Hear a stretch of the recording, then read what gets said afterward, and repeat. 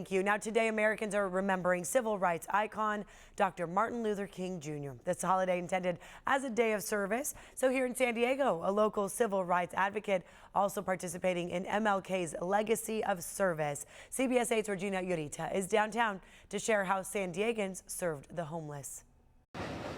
Yeah, and this is with the help of activist Shane Harris, his organization, and the Living Water Church. This morning, dozens of people experiencing homelessness were able to eat a warm breakfast. This is not only to raise awareness over the issues of poverty here in San Diego, but also to talk about MLK and some of his efforts to end poverty back in his day before he got killed. So during today's breakfast, Harris also introduced his MLK address. He says Martin Luther King was about spending time with the most vulnerable, the marginalized, and underrepresented.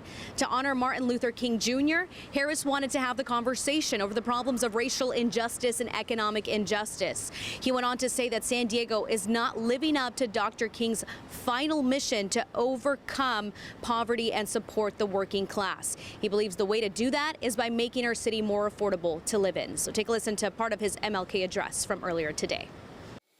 Dr. King spent much of his life fighting for racial justice. But at the end of his life, he turned toward economic justice. Started to talk about poverty, homelessness, and the fact that people were not getting their fair share.